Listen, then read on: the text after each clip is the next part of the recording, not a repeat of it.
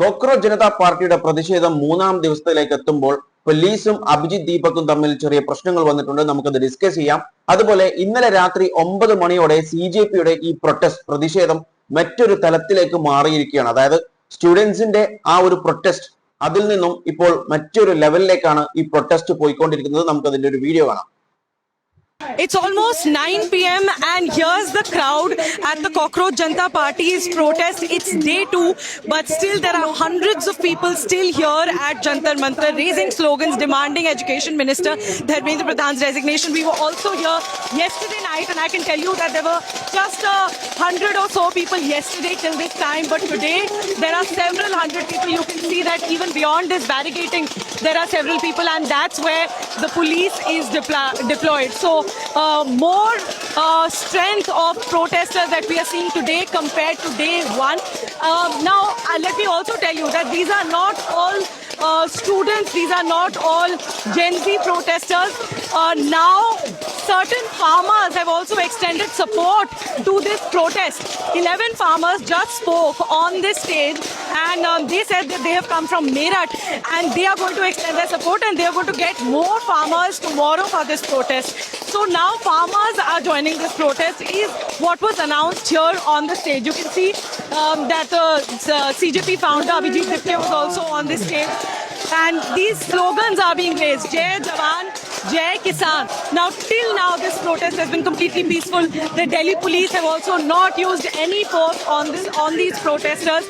But we'll have to see whether that remains the same after farmers join the protest, if farmers join the protest. Because till now, for the last 1.5 days, this protest has been going on without any permission. It has been declared illegal since 5 p.m. yesterday. But till now it was students, it was young people. Now that farmers are going to enter, we'll have to see whether that increases the chances of any confrontation between the protesters and the Delhi police. ഇവർ പറയുന്നത് കേട്ടില്ലേ? അതായത് ഈ protest മറ്റൊരു തലത്തിലേക്ക് പോയിരിക്കുകയാണ്. അതായത് students മാത്രമല്ല, ഇപ്പോൾ ഫാമേഴ്സും കർഷകരും കൂടി ഇതിന് പങ്ക് ചേരാൻ വേണ്ടി വന്നിരിക്കുകയാണ്. ഇവർ പറഞ്ഞിട്ടുള്ളത് ഇന്നലെ രാത്രി 9 മണിക്ക്, അതായത് ആദ്യ ദിവസവും ഇന്നലെ രണ്ടാമത്തെ ദിവസവുമായി കമ്പയർ ചെയ്ത് കഴിഞ്ഞാൽ ഇന്നലെ ആളുകൾ സ്റ്റുഡൻസ് കൂടിയിട്ടുണ്ട്, കൂടുതലായിട്ടുള്ള ആളുകൾ വന്നിട്ടുണ്ട് എന്നാണ് പറഞ്ഞത്. അത് മാത്രമല്ല, അതിനുശേഷം ഇവർ പറയുന്നത് ഫാമേഴ്സ്, അതായത് 11 ഫാമേഴ്സ് എന്ത് ചെയ്തിട്ടുണ്ട്, മീരറ്റിൽ നിന്നും വന്നിട്ട് അവിടെ പ്രസംഗിച്ചിട്ടുണ്ട് എന്നാണ് പറഞ്ഞത്. അത് മാത്രമല്ല, അവരുടെ സപ്പോർട്ടും കൂടി അവിടെ അറിയിച്ചിട്ടുണ്ട്. ഇനിയും കൂടുതൽ ഫാമേഴ്സ്, കർഷകർ നാളെ വരും, അതായത് ഇന്ന് വരും എന്നുള്ള കാര്യങ്ങളാണ് ഇവർ പറഞ്ഞു വെക്കുന്നത്. അതായത് ഈ ഒരു കാര്യം മറ്റൊരു തലത്തിലേക്ക് മാറി. സ്റ്റുഡൻസ് എന്ന രീതിയിൽ ഇപ്പോൾ ഫാമേഴ്സും കൂടി എന്ത് ചെയ്തിട്ടുണ്ട്, ഇവർക്ക് ഈ പ്രൊട്ടസ്റ്റിന്, ഈ ഒരു പ്രതിഷേധത്തിന് സപ്പോർട്ടുമായി മുന്നോട്ട് വന്നിരിക്കുകയാണ്. അതുകൊണ്ട് തന്നെ ഇവർ പറഞ്ഞിട്ടുള്ളത് ഈ 2 ദിവസവും, അതായത് ഇന്ന് അടക്കം പീസ്ഫുൾ ആയിട്ടാണ് അവിടെ കാര്യങ്ങൾ നടന്നുകൊണ്ടിരിക്കുന്നത്. അപ്പോൾ ഫാമേഴ്സും കൂടി കൂടിക്കഴിഞ്ഞു കഴിഞ്ഞാൽ, ആളുകൾ കൂടുമ്പോൾ പിന്നീട് അതൊരു വയലന്റ് ആയിട്ടുള്ള മറ്റൊരു തലത്തിലേക്ക് മാറുമോ എന്നറിയില്ല എന്നൊരു സംശയം കൂടി ഈ ഒരു റിപ്പോർട്ടർ ഇവിടെ വ്യക്തമാക്കുന്നുണ്ട്. അതുപോലെ ഈ റിപ്പോർട്ടർ പറഞ്ഞു വെക്കുന്ന മറ്റൊരു കാര്യം എന്ന് പറയുന്നത്, ഇതിന്റെ ഫസ്റ്റ് ഡേ 1 മണി മുതൽ 5 മണി വരെയായിരുന്നു ഇവർക്ക് പ്രൊട്ടസ്റ്റ് ചെയ്യാനുള്ള സമയം കൊടുത്തിട്ടുണ്ടായിരുന്നത്. എന്നാൽ Dharmendra Pradhan, education minister, resign ചെയ്യാത്തത് കൊണ്ട് തന്നെ ഈ ഒരു പ്രതിഷേധം 5 മണിക്ക് ശേഷവും കണ്ടിന്യൂ ചെയ്യേണ്ടി വന്നു. അപ്പോൾ അങ്ങനെ വന്നപ്പോൾ ഡൽഹി പോലീസ് പറഞ്ഞിട്ടുള്ളത് ഇതൊരു പെർമിഷൻ ഇല്ലാതെ ചെയ്യുന്ന ഒരു പ്രൊട്ടസ്റ്റ് ആണ്, അതുകൊണ്ട് തന്നെ ഇത് ഇല്ലീഗലാണ് എന്ന് പറഞ്ഞിട്ടുണ്ടായിരുന്നു. അതിനുശേഷം രാത്രിയോടെ ഒരു 10 മണിയോടെ എന്ത് ചെയ്തിട്ടുണ്ടായിരുന്നു, അവിടുത്തെ വാട്ടർ സപ്ലൈ അതുപോലെ കറണ്ട് എല്ലാം എന്ത് ചെയ്തിട്ടുണ്ടായിരുന്നു, കട്ട് ചെയ്തിട്ടുണ്ടായിരുന്നു. പിന്നീട് പ്രതിഷേധം കൂടിയപ്പോൾ എന്ത് ചെയ്തു, ഇതൊക്കെ വിട്ടുകൊടുക്കുകയും ചെയ്തിട്ടുണ്ടായിരുന്നു. ഓക്കെ, പക്ഷെ ഇപ്പോഴും ഡൽഹി പോലീസ് പറയുന്നത് ഇത് പെർമിഷൻ ഇല്ലാതെ ചെയ്തുകൊണ്ടിരിക്കുന്നതാണ്, അതായത് ഇല്ലീഗൽ ആയിട്ടുള്ള ഒരു പ്രൊട്ടസ്റ്റ് ആണ്, പ്രതിഷേധമാണ് നടന്നുകൊണ്ടിരിക്കുന്നത്. പക്ഷെ ഇപ്പോഴും ഈ റിപ്പോർട്ടർ പറഞ്ഞിട്ടുള്ളത് അവിടെ വയലൻസോ എല്ലാം പീസ്ഫുൾ ആയിട്ടാണ് നടന്നുകൊണ്ടിരിക്കുന്നത്. അതായത് വയലൻസ് ഒന്നും ഇല്ല, പീസ്ഫുൾ ആയിട്ടുള്ള ഒരു പ്രൊട്ടസ്റ്റ് തന്നെയാണ് നടക്കുന്നത്. അതിന് ഫുൾ കോപ്പറേഷൻ എന്ത് ചെയ്യുന്നുണ്ട്, ഡൽഹി പോലീസ് ചെയ്യുന്നുണ്ട് എന്നാണ് പറയുന്നത്. പക്ഷെ ഇന്ന് രാവിലെ ഒരു 11 മണിയോടെ എന്ത് ചെയ്തിട്ടുണ്ട്, അവിടെ കുറച്ച് പ്രശ്നങ്ങൾ വന്നിട്ടുണ്ട്. അതിന്റെ വീഡിയോസ് അതിൽ കാണാം. The Cockroach Janata Party founder Abhijit Dipke has alleged that the police is not letting his supporters enter the Jantar Mantar premises. In fact, there's a bit of a standoff here between the police forces and Abhijit Dipke. His supporters have also followed him to the entrance of the Jantar Mantar premises. There are these tall barricades here that have been put up, and these have been here since day 1. But Abhijit Dipke now alleging that the police are not letting his supporters enter the premises, which is why the strength of his supporters supporters today is really, really low. There are approximately 25 to 30 people other than the media who are present here.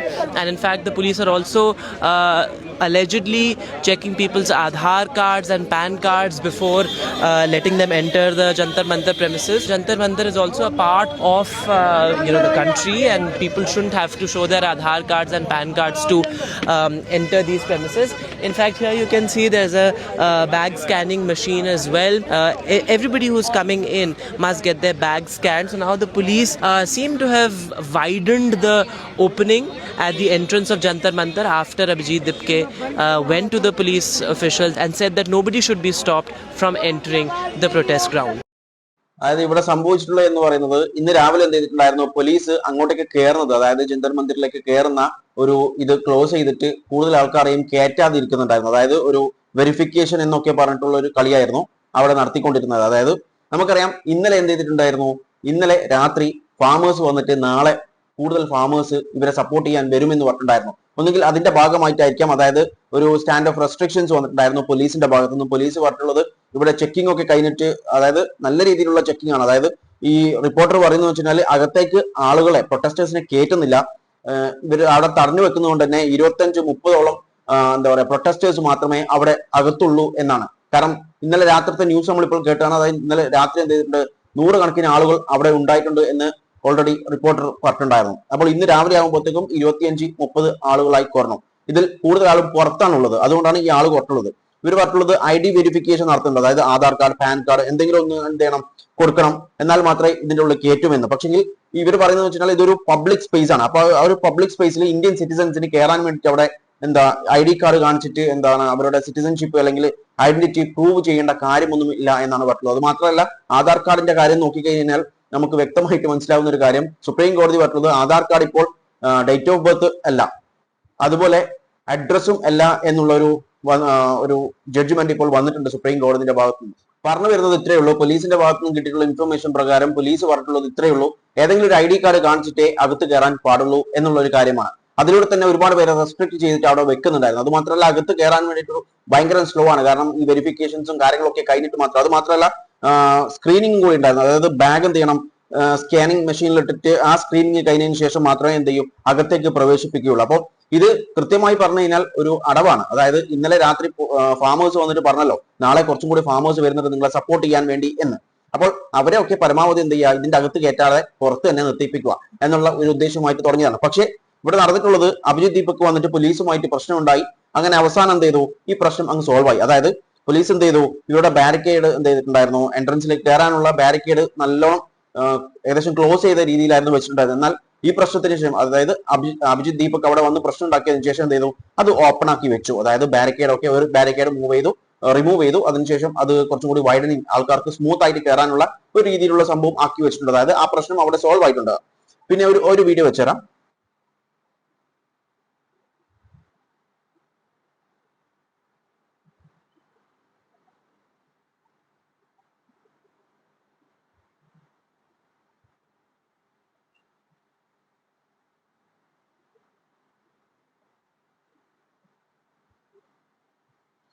പലയിടത്തായി ഈ video ഇപ്പോൾ circulate ചെയ്തുകൊണ്ടിരിക്കുന്നുണ്ട്. ഇത് circulate ചെയ്യുന്നത്, അതായത് NEET exam, അതായത് question paper ലീക്കുമായി ബന്ധപ്പെട്ടിട്ട് പ്രതിഷേധം എന്ന് പറഞ്ഞിട്ടാണ് ഈ ഒരു വീഡിയോ എന്ത് ചെയ്യുന്നത് സ്പ്രെഡ് ആയിക്കൊണ്ടിരിക്കുന്നത്. പക്ഷെ യഥാർത്ഥത്തിൽ ഇത് നീറ്റുമായി ബന്ധപ്പെട്ടിട്ടുള്ളതല്ല.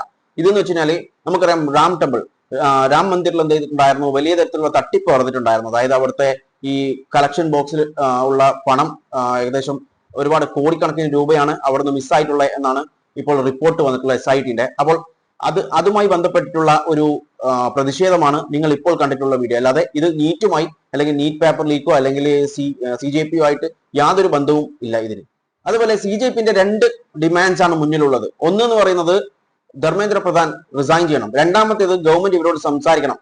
ഇപ്പോൾ ഗവൺമെന്റിൽ നിന്ന് വന്നിട്ടുള്ള ഓഫർ എന്ന് പറയുന്നത് ഗവൺമെന്റ് ഇവരോട് സംസാരിക്കാൻ സമ്മതിച്ചിരിക്കുന്നു. പക്ഷെ ഇവർ പറഞ്ഞിട്ടുള്ളത് ആദ്യം ഡിമാൻഡ് 1, അതായത് ധർമ്മേന്ദ്ര പ്രധാൻ റിസൈൻ ചെയ്യണം, അങ്ങനെയെങ്കിൽ മാത്രമേ ഞങ്ങൾ ഗവൺമെന്റിനോട് സംസാരിക്കുകയുള്ളൂ എന്നാണ് ഇപ്പോൾ പറഞ്ഞിട്ടുള്ളത്. അതായത് നമുക്കറിയാം ഇപ്പോൾ 1, 2, 3 ഇന്ന് 3ാമത്തെ ദിവസമാണ്. അപ്പോൾ 3ാമത്തെ ദിവസവും അവിടെ സ്റ്റുഡൻസ് വന്നുകൊണ്ടിരിക്കുന്നു. അതായത് അവിടെ ഓരോ ദിവസം കഴിയുന്നതിന് ആളുകൾ കൂടുന്നു എന്നാണ് റിപ്പോർട്ടിംഗ് വരുന്നത്. പിന്നെ നാഷണൽ മീഡിയാസ് ഒന്നും ഉണ്ടാവില്ല, കാരണം ഗോദി മീഡിയ ആയതുകൊണ്ട് തന്നെ ഇത് കവർ ചെയ്യാൻ അവർക്ക് വലിയ താല്പര്യമൊന്നുമില്ല. കാരണം അവരുടെ ബോസ് പറഞ്ഞിട്ടുണ്ടാവും ചെയ്യണ്ട, ആ ഭാഗത്തേക്കേ പോകണ്ട എന്ന്. അതുകൊണ്ട് അങ്ങനെ ന്യൂസ് ഒന്നുമില്ല. ഇതിപ്പോൾ കൂടുതൽ ന്യൂസസും വരുന്നത് ഒന്നെങ്കിൽ സോഷ്യൽ മീഡിയ റിലേറ്റഡ് ആയിട്ടുള്ള ന്യൂസ് ചാനൽസ്, ന്യൂസ് പോലത്തെ ടീംസ് ഉണ്ട് അവര്, അല്ലെങ്കിൽ അവിടെ ഉള്ള പ്രൊട്ടസ്റ്റേഴ്സ്, അതായത് അവിടെയുള്ള ആക്ടിവിസ്റ്റ് സ്റ്റുഡൻസ് ഇടുന്ന വീഡിയോസിൽ നിന്നാണ് ഇങ്ങനെയുള്ള ഇൻഫോർമേഷൻസ് ഒക്കെ ഇപ്പോൾ അവിടുന്ന് ലഭിച്ചുകൊണ്ടിരിക്കുന്നത്. അല്ലാതെ ഒരു മെയിൻ സ്ട്രീം മീഡിയയും അവിടെ പോയിട്ട് ഈ കാര്യങ്ങൾ എന്ത് ചെയ്യുന്നില്ല, ഷൂട്ട് ചെയ്ത് പുറത്തേക്ക് എത്തിക്കാൻ ശ്രമിക്കുന്നില്ല എന്നുള്ളതാണ് സത്യം. അതായത് ഗോദി മീഡിയ ആയതുകൊണ്ട് അവർക്ക് അങ്ങനെയൊക്കെയല്ലേ ചെയ്യാൻ സാധിക്കുകയുള്ളൂ. അപ്പോൾ പറഞ്ഞു വരുന്നത് അവിടെ ഓരോ ദിവസം കഴിയുന്നതിനെ ആളുകൾ അധികരിച്ചു വരുന്നുണ്ട്. അത് മാത്രമല്ല ഇപ്പോൾ ഫാമേഴ്സിന്റെ സപ്പോർട്ടും കൂടി ഉള്ളത് കൊണ്ട് തന്നെ പിന്നെയും ആളുകൾ കൂടുകയാണ് ചെയ്യുക. അങ്ങനെ വരുമ്പോൾ ഗവൺമെന്റിന്റെ മേലുള്ള പ്രഷർ വീണ്ടും കൂടും. അങ്ങനെ വരുമ്പോൾ ഒരു പക്ഷേ ധർമ്മേന്ദ്ര പ്രധാൻ റിസൈൻ ചെയ്തേക്കാം. ഉറപ്പൊന്നുമില്ല, കാരണം ഇവർക്ക് പിന്നെ വലിയ ഒന്നിലും ഒരു ഇതൊന്നും ഇല്ലല്ലോ. കാരണം ഇപ്പോൾ തന്നെ എല്ലാത്തിന്റെയും അച്ചീവ്മെന്റ്സ് ഏറ്റെടുക്കാൻ വേണ്ടിയിട്ട് എല്ലാവരും ഉണ്ട്. അതായത് എന്തെങ്കിലും ചെറിയൊരു അച്ചീവ്മെന്റ് കിട്ടിക്കഴിഞ്ഞാൽ അത് ഞങ്ങളാണ് ചെയ്തത് എന്ന് പറയാൻ വേണ്ടിയിട്ട് മന്ത്രിമാരൊക്കെ എല്ലാവരും മുന്നിലുണ്ടാവും. പക്ഷേ എന്തെങ്കിലും ഒരു പ്രശ്നം വന്നു കഴിഞ്ഞാൽ അതിന്റെ റെസ്പോൺസിബിലിറ്റി ആരും ഏറ്റെടുക്കില്ല. അതാണ് ഇപ്പോൾ നടന്നുകൊണ്ടിരിക്കുന്നത്. കാരണം ഇന്ത്യയിൽ ഒരുപാട് പ്രശ്നങ്ങളുണ്ട്, പക്ഷെ അതിനൊന്നും ആരും റെസ്പോൺസിബിലിറ്റി ഏറ്റെടുക്കുന്നില്ല. ഈ കാര്യം തന്നെ നോക്കി കഴിഞ്ഞാൽ ഒരുപാട് എക്സാം സ്കാംസ്, കോൺട്രവേഴ്സീസ് ഇപ്പോൾ നടന്നിട്ടുണ്ട്. ഒന്നിനു പോലും റെസ്പോൺസിബിലിറ്റി നമ്മുടെ ഗവൺമെന്റ് ഏറ്റെടുത്തിട്ടില്ല. ഒന്നെങ്കിൽ അങ്ങനെ നടന്നിട്ടേ ഇല്ല എന്ന് പറഞ്ഞാൽ അത് നിഷേധിക്കും, ഇല്ലെങ്കിൽ നടന്നിട്ടുണ്ടാവും. ഇപ്പോൾ നീറ്റ് എക്സാം നടത്തിയ പോലെ നമുക്ക് അങ്ങനെ എന്തെങ്കിലും ചെയ്യാമെന്ന് പറഞ്ഞിട്ടൊരു ഇത് അത്രമാത്രം. ഇതിനെക്കുറിച്ച് നിങ്ങളുടെ അഭിപ്രായങ്ങൾ കോമന്റ് ബോക്സിൽ രേഖപ്പെടുത്തുക. Okay, thank you.